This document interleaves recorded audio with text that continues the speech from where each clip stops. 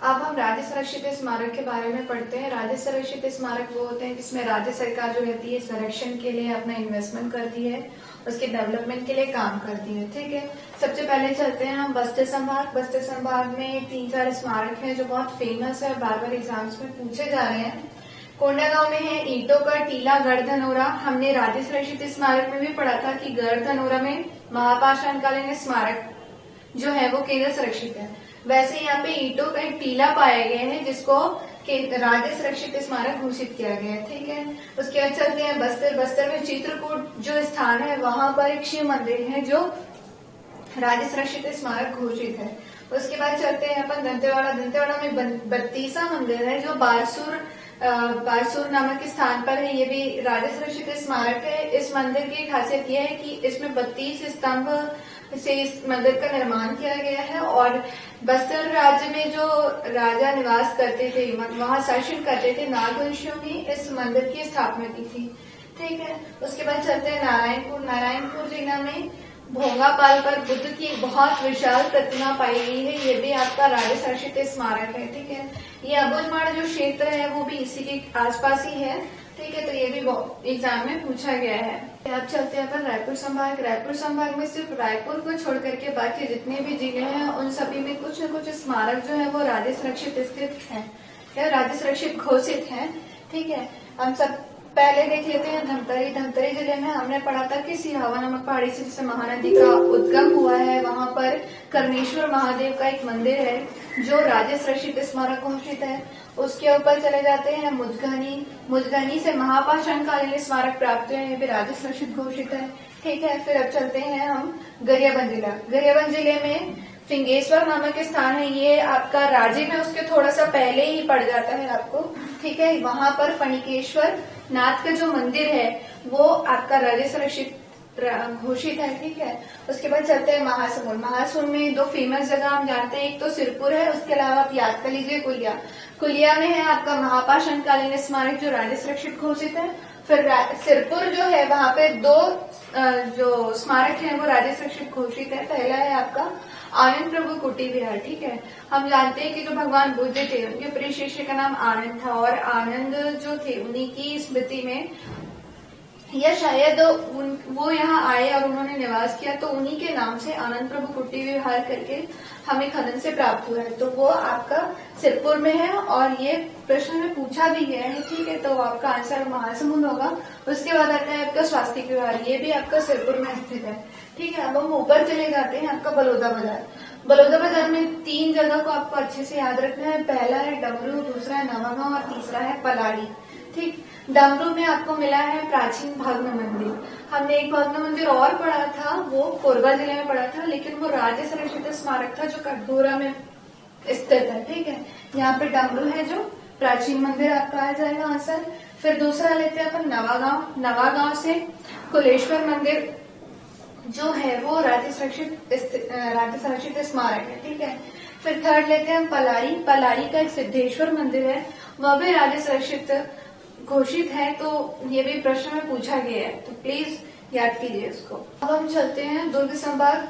दुर्ग संभाग में दुर्ग है आपका बालोद है, इसमें मुख्य रूप से जो भी संरक्षित स्मारक है वही स्थित है। ठीक है, दुर्ग में आपका करीबदर करके एक जगह है, वो जो जगह है वो पाषाण काल से संबंधित है, तो यहाँ पर पाषाण कालीन स्मारक प्राप्त हुए, वो राज्य संरक्षित है। दूसरा है आपका धनोरा। धनोरा में भी सेम महापाषाणकालीन स्मारक मिले हैं, वो आपका राज्य संरक्षित घोषित है। फिर नकपुरा करके एक जगह है जो छत्तीसगढ़ में जैनियों की तीर्थस्थली के रूप में बहुत विख्यात है, वहां पर नाग मंदिर पाया जाता है। ये वाला जो क्वेश्चन है वो कई बार पूछा गया है। ठीक है, उसको आपको पकड़ना है। फिर आता है धमधा। धमधा में आपका चतुर्भुज विष्णु मंदिर है, ये भी प्रश्न में पूछा गया है। फिर आता है बानाबरत। बानाबरत में विष्णु मंदिर जो है वो राज्य संरक्षित घोषित है। बानाबरत इसलिए और फेमस है कि ये गुप्त काल से आपका मौर्य काल से संबंधित है, यहाँ पे इसके सिक्के प्राप्त हुए हैं, इसलिए बानाबरत को जाना भी जाता है। फिर आता है चिरचारी। चिरचारी में बहादुर कलारी की माची करके एक स्तंभ है जो राज्य सुरक्षित घोषित है। चिरचारी के बारे में प्रश्न पूछा गया था 2013 पीएससी में कि ये क्या है, ये एक स्तंभ है कि एक मंदिर है कि ये मृतक स्तंभ है, ऐसे करके तो आंसर में लिया गया था कि ये मृतक स्तंभ है। ठीक है। उसके बाद चलते हैं हम बालोद जिला। बालोद जिला में खपरी करके एक स्थान है, वहां पर कुकुलदेव नाम का एक मंदिर है, वो जो है वो आपका राज्य सुरक्षित घोषित है। फिर डोंडी लोहारा, हम कोयला लोहा क्षेत्र के नाम से भी डोंडी लोहारा को जानते हैं। यहाँ पे 2 मंदिर है, एक प्राचीन मंदिर है और एक मड़ियापाट मंदिर है, वो राज्य सुरक्षित आपका घोषित है। फिर आता है आपका करका भाटा। करका भाटा भी जो है वो आपका पाषाणकालीन स्मारक है, ठीक है। तो ये जो है वो आपका राज्य सुरक्षित घोषित है। उसके बाद बालोद में आपका कपिलेश्वर मंदिर जो है वो राज्य सुरक्षित घोषित है। ऊपर से लेते हैं हम कबीरधाम। कबीरधाम में सहसपुर करके तहसील है, वहां पर आपका बजरंगबली का मंदिर है, वो राज्य सुरक्षित घोषित है। फिर आपका चौरा नामक स्थान, ये जो चौरा नामक स्थान है यहीं पर भोरम देव का मंदिर भी स्थित है, ठीक है। यहाँ पर 3 जो है वो आपके राज्य सुरक्षित घोषित है। पहला भोरम देव का मंदिर, दूसरा मड़वा महल और तीसरा छेरका महल, ठीक है। भोरम देव के बारे में हम जानते हैं कि यहाँ के जो राजा थे, फणिनागवंशी राजा, उन्होंने भोरम देव मंदिर का निर्माण 1089 में इस मंदिर का निर्माण करवाया। इस मंदिर की जो शैली है वो चंदेली शैली है, ठीक है। और उसके बाद चलते हैं हम मड़वा महल। मड़वा महल के बारे में ये कहानी प्रचलित है कि जो नागवंशी राजा थे रामचंद्र, उन्होंने हैहवंशी जो राजकुमारी थी उनके साथ विवाह किया था और इस महल का निर्माण करवाया था। मतलब ये एक हिसाब से शादी करने की एक जगह है, ठीक है। तो इसलिए इसका नाम मड़वा महल पड़ा। उसके बाद आते हैं छेरका महल या छेरका मंदिर भी बोला जाता है इसको, ठीक है। यहाँ पर जैसे बकरी को रखने से जैसे गंध आती है, एक्चुअली छेरका जो रिलेटेड है वो छेरी से है। छेरी जो छत्तीसगढ़ में इसको बकरी बोला जाता है, ठीक है। तो वो छेरी को रखने की गंध की वजह से इसका नाम छेरका महल पड़ गया। मड़वा महल का जो निर्माण है वो 1349 या बोल सकते हैं कि 1349 ईस्वी में इसका निर्माण हुआ था, ठीक है। तो भोरम देव से क्वेश्चन ये पूछा जाता है कि कौन सी शैली में निर्मित है, तो ये इसका आंसर होगा चंदेली शैली में इसका निर्माण किया गया था। भोरम देव जो है वो एक आदिवासी देवता के रूप में जाने जाते हैं। अब हम देखते हैं बिलासपुर संभाग। बिलासपुर संभाग में 3 स्थान है जहाँ पर राज्य सुरक्षित स्मारक स्थित है, ठीक है। पहला है आपका जांजगीर चांपा का खरौद नामक स्थान। खरौद को प्राचीन काल में इंद्रपुर भी कहा जाता था, ठीक है। खरौद में लक्ष्मणेश्वर मंदिर है स्थित है जो राज्य सुरक्षित घोषित है। इसको 1.25 लाख का मंदिर भी बोलते हैं। इस मंदिर की खासियत ये है कि बीच में भगवान लक्ष्मण की मूर्ति स्थापित है और इसमें लाखा चौर मंदिर भी इसलिए इसको कहा जाता है क्योंकि यहाँ पे चावल चढ़ाने की एक प्रथा है, ठीक है। उसके बाद चलते हैं रायगढ़। रायगढ़ में सलाशय है। अब हम ये जानते हैं कि जो रायगढ़ है वहाँ पे पाषाणकालीन, पुरापाषाणकालीन और महापाषाणकालीन स्मारक मिले हैं, जैसे कि सिंगनपुर की जो घाटियां हैं, आपका कबरा पहाड़ है आपका स्थित है वहीं पर, महानदी घाटी, ठीक है। ये सभी जो है वो यहीं पर स्थित है। तो उसके पूरे शैलाश्रयों को ले लिया गया है राज्य सुरक्षित स्मारक में, ठीक है।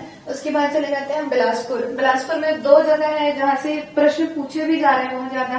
पहला है रतनपुर। रतनपुर की महामाया देवी का जो मंदिर है वो 1050 ईस्वी में रतनपुर में शासन करने वाले कलचुरियों में एक राजा थे, राजा रत्नदेव। उन्होंने रतनपुर नामक शहर बसाया। उसके बाद वहीं पर महामाया मंदिर का निर्माण करवाया, ठीक है। इसको जागृत शक्तिपीठ में गिना जाता है। दूसरा है आपका तालागांव। जिस रतनपुर से थोड़े दूर आगे तालागांव नामक स्थान है, वहां पर अमेरिका नाम की जगह में देवरानी जेठानी का मंदिर है जो बहुत फेमस है। देवरानी जेठानी मंदिर की खासियत ये है कि इसके डोर पे मतलब चौखट पे एक रुद्र शिव की प्रतिमा है, जिसको अभी रिसेंटली प्रश्न में पूछा गया था कि कहाँ पाया गया है। तो ये देवरानी जेठानी मंदिर के द्वार पर स्थित है, ठीक है।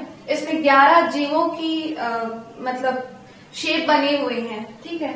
देवरानी जेठानी मंदिर है, उसका निर्माण जो है वो शरदपुरी शासक जो थे उन्होंने करवाया था। मतलब उन्हीं की 2 रानियों में से दोनों ने करवाया और दोनों का जो शैली है वो भी अलग अलग है और दोनों का निर्माण काल है वो भी अलग अलग है। देवरानी मंदिर का निर्माण ऐसा दिया गया है कि गुप्त काल में हुआ और जेठानी मंदिर का जो निर्माण हुआ है वो कुषाण कालीन है, ठीक है। उसके बाद चलते हैं हम सरगुजा संभाग।